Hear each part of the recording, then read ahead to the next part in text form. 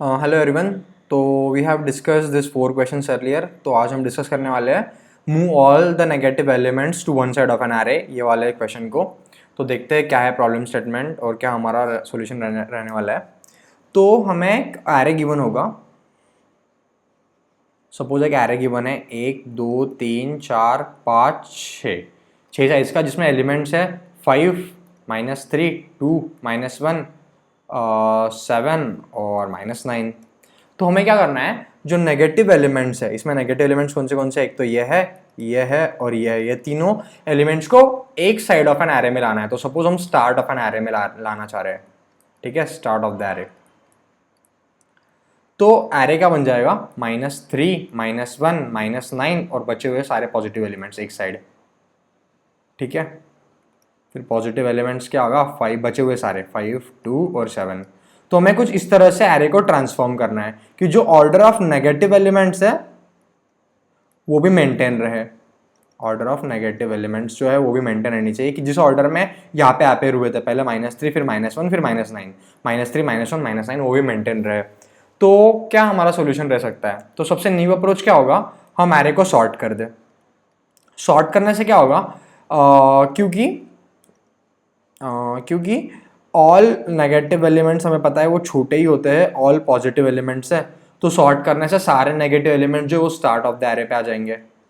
ठीक है, और उसके बाद में आ जाएंगे सारे पॉजिटिव एलिमेंट्स। ठीक है, यहाँ पे 0 रहा तो 0 भी आ जाएगा। तो ये है, बट इसमें दिक्कत क्या है, what is the problem with this solution. तो इसमें सबसे पहले तो सॉर्टिंग की जो टाइम कॉम्प्लेक्सिटी हो जाएगी यार, वो हो जाएगी O of n log n। उसके बाद में जो ऑर्डर ऑफ एलिमेंट्स है वो मेंटेन नहीं रहेगा। क्यों मेंटेन नहीं रहेगा, क्योंकि जब हम सॉर्ट करेंगे तो इसमें सबसे छोटा एलिमेंट्स -9 है। तो सॉर्टिंग में -9 सबसे पहले आ जाएगा, उसके बाद -3 आएगा, फिर -1 आएगा। ठीक है, तो जो ऑर्डर ऑफ एलिमेंट्स है वो भी मेंटेन नहीं हो रही है और टाइम कॉम्प्लेक्सिटी भी उतनी अच्छी नहीं है। तो हमें क्या करना है, टाइम कॉम्प्लेक्सिटी कुछ अच्छी हो और ऑर्डर भी मेंटेन हो, ऐसा सोल्यूशन चाहिए। तो टाइम कॉम्प्लेक्सिटी कितनी हो सकती है, O of n log n से बेटर क्या है, O ऑफ n है। तो देखते हैं कि ये अच्छी हो सकती है या फिर नहीं हो सकती है, और ऑर्डर तो हमें मेंटेन रखना ही है। तो ठीक है, तो क्या है देखते हैं फिर उसका सॉल्यूशन। तो आ रहे हैं 5 -3 2 -1 7 -9। 5 -3 2 -1 7 -9। तो हम क्या करेंगे, ये जो एरे है इसमें 2 पॉइंटर्स होंगे। ठीक है, दोनों एक ही पॉइंटर कंसिडर करते हैं, स्टार्ट। ठीक है, तो ये क्या एट एट एनी इंस्टेंस इसका सिग्निफिकेंस क्या होगा। तो जैसे एक एरे है, इसमें बहुत सारे एलिमेंट्स है। ठीक है, और at particular instance start variable है यहाँ पे, और करंट जो आइट्रेशन है आए वो यहाँ पर है।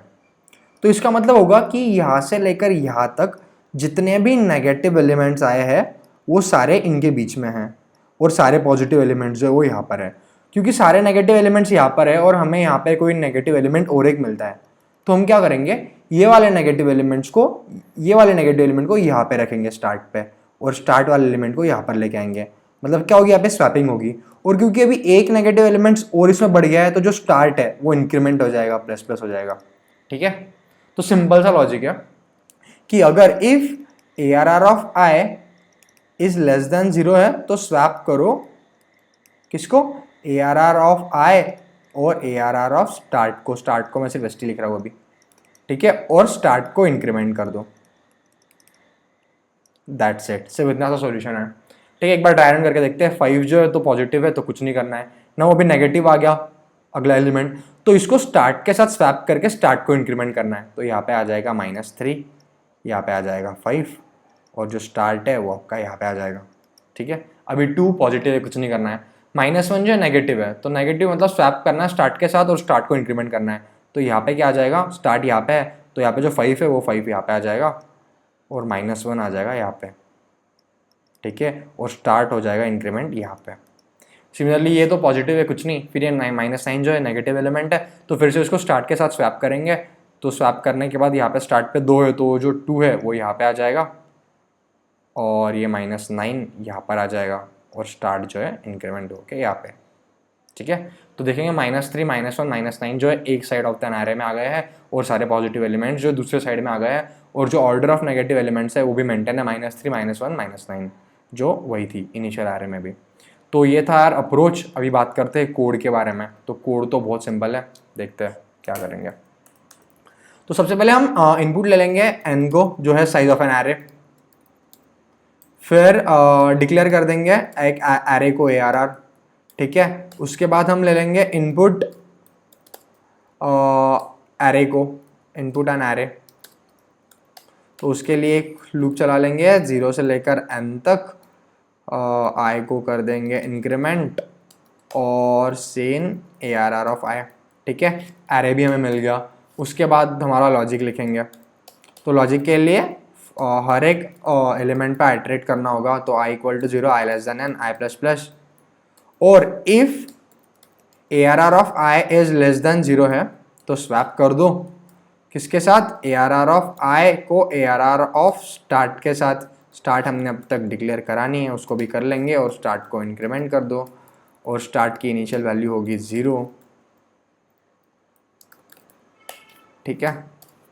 और आई थिंक ये हो गया। तो अभी एक बार आउटपुट चेक कर लेते हैं सही आ रहा है कि नहीं आ रहा है। उसके लिए फिर से एक लूप लगाना पड़ेगा।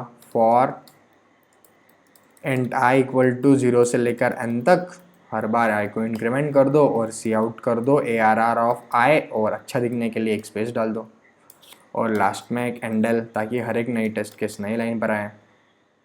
और टेस्ट केस तो इनपुट में आ ही रही है। तो test cases, number of test cases में कितने डाल दूँ, 3 डाल देता हूँ, ठीक है। पहले वाले में साइज़ होगा 5, अगले वाले में साइज़ होगा 4, उसके अगले वाले में साइज़ होगा 3।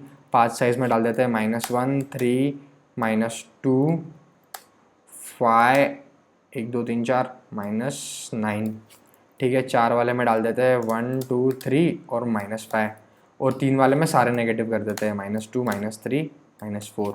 एक बार रन करके देखते हैं प्रोग्राम को क्या आता है आउटपुट। तो जो पहले आ रहा था -1 3 -2 5 -9, इसमें जो नेगेटिव एलिमेंट्स का ऑर्डर भी क्या है, -1 -2 -9। तो -1 -2 -9 और पॉजिटिव एलिमेंट्स एक साइड हो गए। नीचे वाले में एक ही नेगेटिव एलिमेंट है -5, तो -5 यहाँ पे आ गया। और उसके नीचे वाले में सारे नेगेटिव एलिमेंट्स है, तो ऑर्डर भी वही रहनी चाहिए, तो ऑर्डर भी वही है। सो काफ़ी ईजी सा सवाल था। I hope you all like the video. Thank you so much.